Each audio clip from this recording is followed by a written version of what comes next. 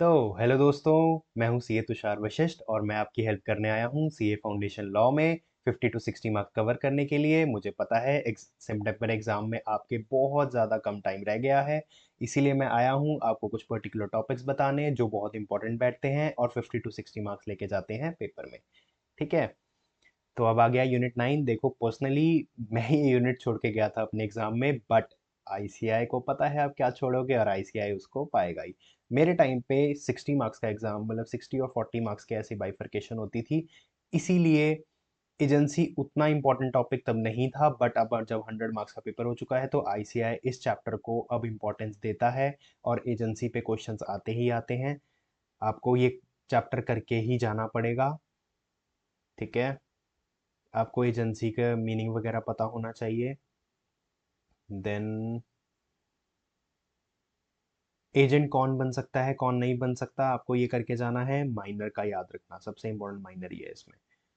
पूरे ICI module में minor का टॉपिक सबसे इंपॉर्टेंट है। जहां ये वर्ड दिख जाए ना, उस प्रोविजन को, उस पैरा को घोल के पी जाओ, रट्टा मार लो। ठीक है, क्रिएशन ऑफ एजेंसी आप कैसे कर सकते हैं? ठीक है, एक्सप्रेस या इम्प्लाइड हो सकता है। देन एजेंसी बाय एस्टॉपल, ये सबसे important topic. Case study wise बहुत इंपॉर्टेंट, आईसीआई फेवरेट पार्ट, ये टॉपिक जरूर पूछता है। ठीक है, नेसेसिटी वगैरह पे कभी कभी केस स्टडीज नॉर्मल बनाना हो तो आ जाता है। ठीक है, then essentials of a valid ratification आप कर जाना। मुझे पता है थोड़ा बोरिंग टॉपिक है, बट ठीक है। एक्सटेंट ऑफ एजेंट्स अथॉरिटी आपको ये करना पड़ेगा। अगर आपको प्रॉपर केस स्टडी आती है कि वो ऑथराइज था कि नहीं था, उसकी अथॉरिटी आ गई, फिर वो लाइबल है कि नहीं है, ये यहीं से निकल के आते हैं क्वेश्चंस। ठीक है, इमरजेंसी के केस, इमरजेंसी वाले केस में ना ये 5 पॉइंट जरूर कर जाना। ठीक है, उसके बाद सब एजेंट्स क्या होते हैं, डायरेक्ट क्वेश्चन आ सकता है। ठीक है, और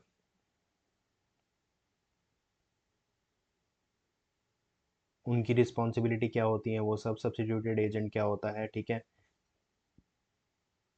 डिफरेंस आप कर जाइएगा। इतना इम्पोर्टेंट नहीं बैठता, बट आईसीआई पूछ सकता है क्योंकि पॉइंट ज़्यादा है। 6 या 7 नंबर का क्वेश्चन बहुत अच्छे से डिफरेंस में बन जाएगा। ठीक है, duties and obligation of an agent, ये आपको करना ही पड़ेगा। मैंने आपको बताया है, जहां वर्ड ड्यूटीज और राइट्स दिख जाए आपको वो करना ही करना है पूरी लॉ में।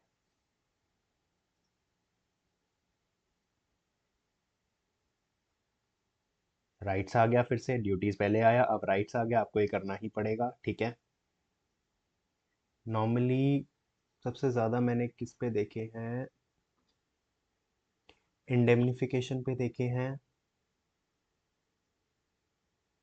लीन पे एक आधी मॉडल टेस्ट पेपर में देखी है, और राइट टू डेनोमिनेशन बहुत बार देखा है। ठीक है, तो ये तो करके ही जाना।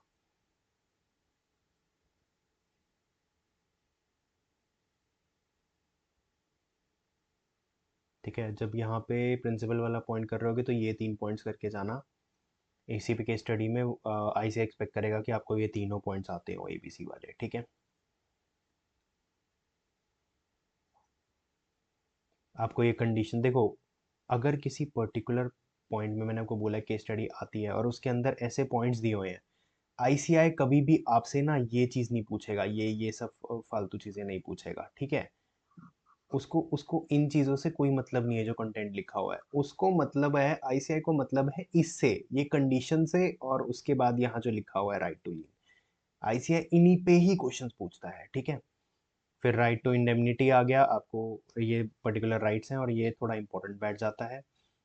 और कंपनसेशन कर जाना, पर ऊपर इंडेमनिटी मुझे पता है बहुत ज़्यादा इंपॉर्टेंट है।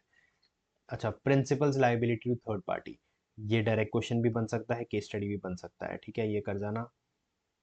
थोड़ा बड़ा चैप्टर है, बट इजी है अगर आप करना चाहते हो।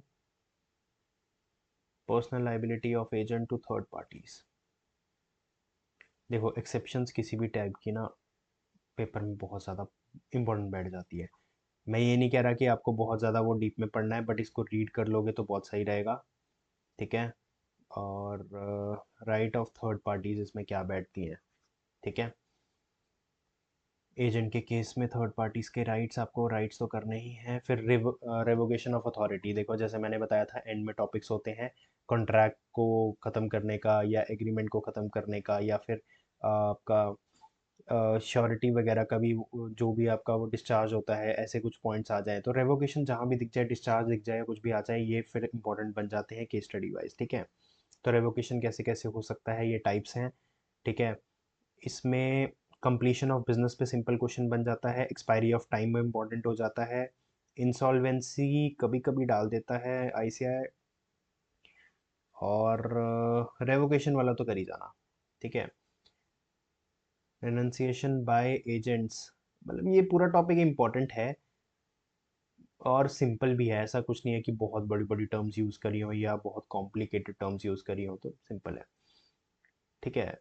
अच्छा, कब एजेंसी इरेवोकेबल हो जाती है, ये अगर छोटा सा, देखो छोटा सा टॉपिक छुपा हुआ है, इस पे केस स्टडी बन सकती है। इसके सिर्फ मैं कहूँगा सिर्फ एग्जांपल्स कर जाना। ठीक है। एग्जांपल्स इन्हीं से मिलता जुलता क्वेश्चन आपको दिख जाएगा। इफेक्ट्स ऑफ टर्मिनेशन क्या होती है, ये तो देखो ये छोटे छोटे टॉपिक्स हैं एंड वाले। इसमें क्या होता है, केस स्टडीज मोल्ड करके बन सकती हैं, क्योंकि ये थोड़ा मतलब प्रोविजन टाइप नहीं होगा, ये आपका बाय हार्ट लर्निंग हो गई। ठीक है। जैसे कि आपको पता होता है कि ये चीज़ सही है और ये चीज़ ये होनी चाहिए। लॉ वैसे ज़्यादातर 99% केसेस में यही निकलता है, जो आपको लगता है सही होना चाहिए वही निकलता है। 1% केस में आपकी जजमेंट खराब हो सकती है, वो तो फिर बाय लॉ ही हमें चलना पड़ता है। तो आप ये रीड करेंगे, आपको ये नॉर्मल भी लगेगा। अगर आपको करना है नॉर्मली एग्जाम्पल्स रीड कर जाना, एग्जाम्पल से ज़्यादा आपको कुछ करने की ज़रूरत नहीं है इन टॉपिक्स में। ठीक है। तो इसी के साथ हमारा इंडियन कॉन्ट्रैक्ट एक्ट खत्म होता है।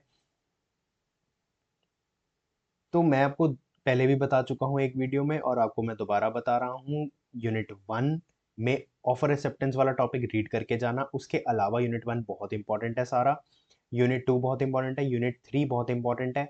उसके बाद 4 आप चाहें तो स्किप कर सकते हैं, उसके बाद 5th बहुत इंपॉर्टेंट है, उसके बाद 6th आप 6th आपको करना ही पड़ेगा, मैंने उसका एक आधा टॉपिक बताया हुआ है जो इंपॉर्टेंट है, वो कर जाना।